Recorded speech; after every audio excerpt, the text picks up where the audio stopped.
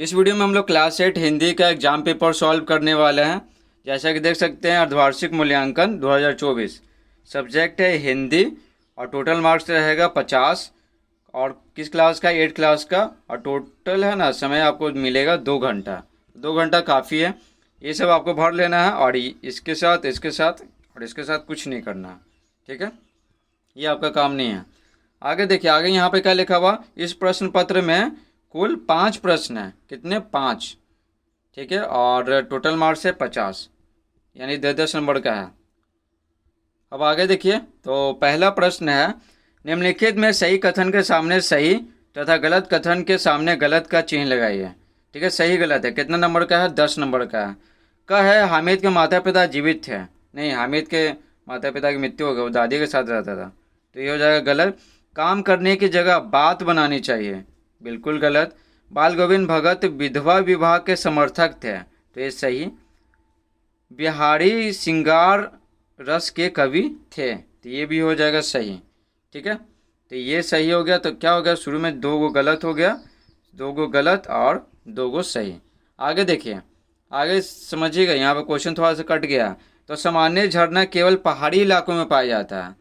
ठीक है, तैयार झरना बोलिए या सामान्य झरना केवल पहाड़ी इलाकों में पाया जाता है, तो ये सही हो जाएगा। ठीक है, लास्ट वाला 5वां नंबर याद रखिएगा, क्वेश्चन थोड़ा सा कट गया है। अब देखिए दूसरा नंबर, निम्नलिखित रिक्त स्थानों की पूर्ति कीजिए। नीचे जो खाली स्थान है ना, उसको पूरा करना है, तो इसी में से पूरा करना ऑप्शन आपको आपके सामने दिया हुआ है। 10 नंबर का है। क्या है? अशोक डैश का सम्राट था, तो अशोक मगध का सम्राट था। सिरचन को लोग डैश समझते थे, तो क्या समझते थे? बेगार समझते थे। हुंड्रू डैश है, तो हुंड्रू क्या है? एक जलप्रपात है।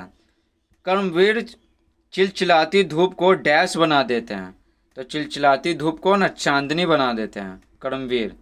ठीक है, चिलचिलाती धूप क्या नुकसान करता है, लेकिन उसको चांदनी बना देता है, रात में प्रकाश देता है। तो यहाँ कहने का मतलब है कि कर्मवीर क्या करते हैं? कुछ नुकसान देने वाला चीज़ होता है ना, उसको प्रॉफिट में बदल देते हैं।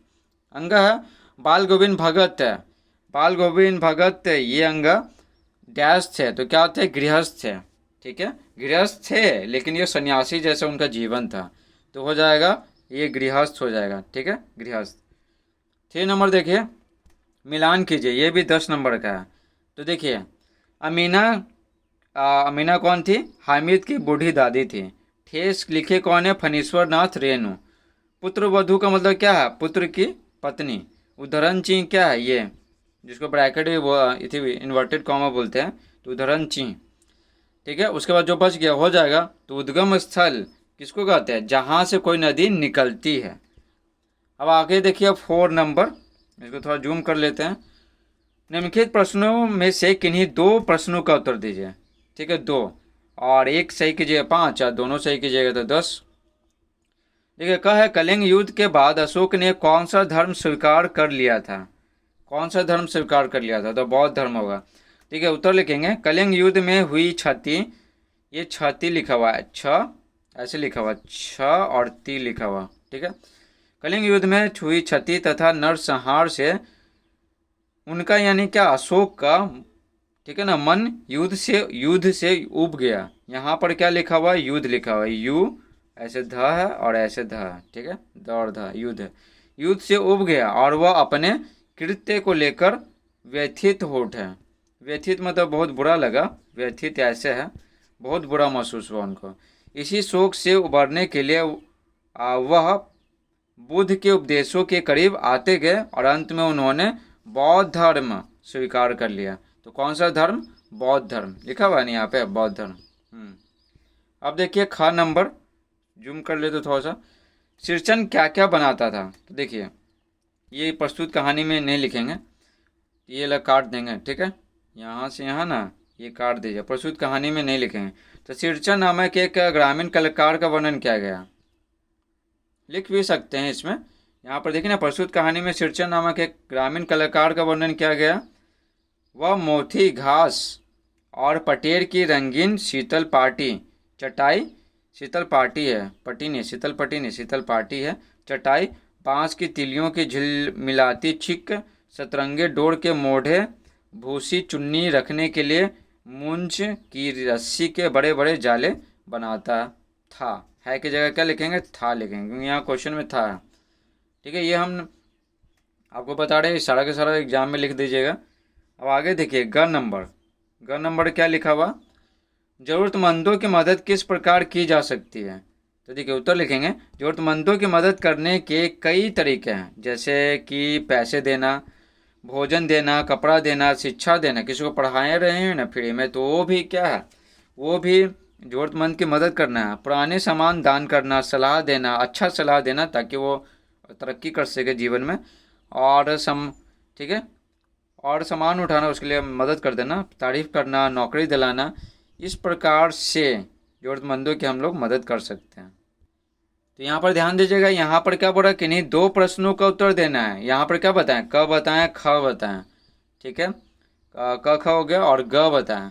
ठीक है, तो 3 गो बताए हैं, लेकिन लिखना है आपको कितना, 2 गो लिखना है। ठीक है, जो आसान लगेगा आप वो लिख लीजिएगा। अब देखिए 5वां नंबर देखिए, निम्नलिखित में से किसी एक प्रश्न का उत्तर दीजिए। या अथवा लिखा हुआ ना, तो ये लिखिए, नहीं तो ये लिखिए। देखिए क्या है, ईद के दिन हम लोग क्या क्या करते हैं। ठीक है, अथवा दीपावली के दिन हम लोग क्या क्या करते हैं। ठीक है, तो जो आपको आसान लगे ना तो लिख लीजिएगा। ठीक है, ये कितना नंबर का है, 10 नंबर का है। ठीक है, तो देखिए यहाँ दीपावली पे लिखा रहा है। ठीक है, आप ईद पे लिख दीजिएगा, कोई दिक्कत नहीं है, नंबर तो सेम ही मिलेगा। तो लिखेंगे दिवाली के दिन लोग कई तरह की चीज़ें करते हैं। ठीक है, जैसे दीपक जलाना, दिवाली के दिन घर के अंदर और बाहर हर जगह दीपक जलाए जाते हैं, हर जगह पूरा रोशनी फैल जाता है। आगे देखिए 2 नंबर, आगे लिखेंगे 2 नंबर देखें, माँ लक्ष्मी और भगवान गणेश की पूजा करना। ठीक है, करना या की जाती है। उसके बाद रंगोली बनाना। ठीक है, रंगोली बनाना, तो दिवाली के दिन घरों को रंगोली से सजाया जाता है, बहुत सुंदर भी लगता है। उसके बाद है आतिशबाजी करना। दिवाली के दिन आतिशबाजी की जाती है। आतिशबाजी को खुशियों को दिखाने का एक माध्यम माना जाता है, समझे, आतिशबाजी। अब आगे देखिए 5वां, पूजा पाठ के लिए चीज़ें खरीदना। तो जाहिर सी बात है, चीज़ें तो बहुत पहले ही खरीदेंगे, कुछ दिन पहले ही। उसके बाद है मोर पंख लाना। तो मोर पंख शुभ माना जाता है, तो लाया जाता है और दीवार में है ना टांग दिया जाता है, फंसा कर टांग दिया जाता है, बहुत सुंदर लगता है देखने में।